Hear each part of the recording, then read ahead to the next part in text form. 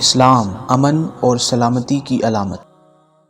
اعوذ باللہ من الشیطان الرجیم، بسم اللہ الرحمن الرحیم۔ السلام علیکم۔ حضرت خضر علیہ السلام کا ایک واقعہ۔ ایک مرتبہ حضرت خضر علیہ السلام دریا کے کنارے بیٹھے تھے۔ اتنے میں کسی سائل نے آ کر ان سے سوال کیا کہ میں آپ سے اللہ کے واسطے سوال کرتا ہوں، مجھے عنایت فرمائیے۔ یہ سن کر خضر علیہ السلام پر بے ہوشی طاری ہو گئی۔ جب کچھ ہوش ہوا تو فرمانے لگے، بھائی میں تو صرف اپنی جان اور مال کا مالک ہوں، تم نے مجھ سے اللہ کے واسطے سوال کیا ہے، لہٰذا میں اپنی جان اور ذات تمہارے حوالے کرتا ہوں، تم جس طرح چاہو اس کو استعمال میں لاؤ، بازار میں فروخت کر کے اس کی قیمت سے فائدہ اٹھاؤ۔ چنانچہ سائل ان کو بازار لے گیا اور ایک شخص سہمہ بن ارکم کے ہاتھ ان کو فروخت کر دیا۔ یہ خریدار ان کو اپنے گھر لے گیا جس کی پشت پر اس کا ایک باغ تھا۔ چنانچہ سہمہ نے حضرت خضر علیہ السلام کو ایک گدال دے کر کہا کہ اس سامنے والے پہاڑ جو 3 مربع میل رقبہ میں واقع تھا، مٹی کاٹ کر باغ میں ڈالتے رہیں، اور یہ حکم دے کر سہمہ اپنی کسی ضرورت سے کہیں چلا گیا اور حضرت خضر علیہ السلام اس پہاڑ سے مٹی کاٹ کاٹ کر باغ میں ڈالنے لگے۔ جب سہمہ واپس آیا تو اس نے گھر والوں سے دریافت کیا، تم نے غلام کو کھانا بھی کھلایا یا نہیں؟ گھر والوں نے جواب دیا کہ ہمیں معلوم نہیں غلام کہاں ہے۔ یہ سن کر جب سہمہ خود کھانا لے کر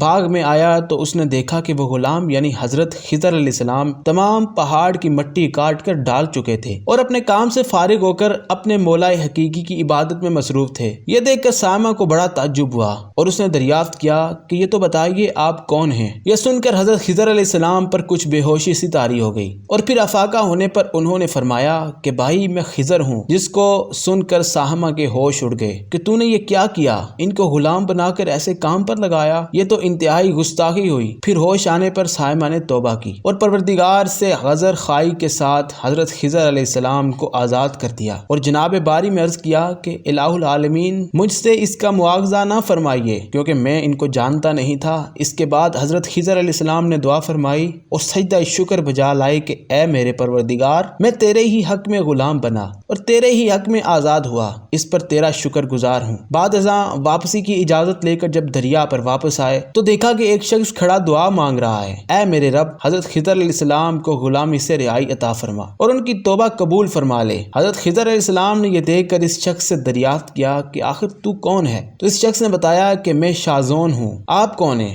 انہوں نے فرمایا کہ میں خضر ہوں۔ اس کے بعد شازون نے کہا، اے خضر، تم نے اپنے لیے رہنے کا مکان بنا کر دنیا طلب کی ہے، کیونکہ حضرت خضر علیہ السلام کا دریا کے کنارے پر ایک عبادت خانہ تھا۔ بس یہ سن کر وہ فوراً میدان میں نکل آئے اور وہیں اللہ کی عبادت میں مصروف ہو گئے۔ اس کے بعد حضرت خضر علیہ السلام نے اسی جگہ ایک درخت لگایا اور اس کے سائے میں عبادت شروع کر دی۔ آواز آئی، اے خضر، جب تم نے درخت کے سائے میں سجدہ کیا تو تم نے دنیا کو آخرت پر ترجیح دی۔ مجھے اپنی عزت اور جلال کی قسم ہے، مجھے دنیا کی محبت میں رضامندی نہیں ہے۔ اس کے بعد حضرت خضر علیہ السلام نے شازون فرشتے سے کہا کہ اے شازون، دعا کرو کہ اللہ تعالیٰ میری توبہ قبول فرمائے۔ چنانچہ شازون نے دعا کی اور اللہ تعالیٰ نے شازون کی برکت سے حضرت خضر علیہ السلام کی توبہ قبول فرمائی۔ نتیجہ، خدا کے برگزیدہ بندے اس حالت میں راضی رہتے ہیں جو اللہ کو منظور ہو۔ بے شک ہماری فلاح بھی اسی میں ہے کہ زندگی کے ہر موڑ پر آنے والے ہر پیچ و خم میں ہم راضی برضا رہیں، اللہ تعالیٰ کی چاہت کو سامنے رکھ کر زندگی گزاریں۔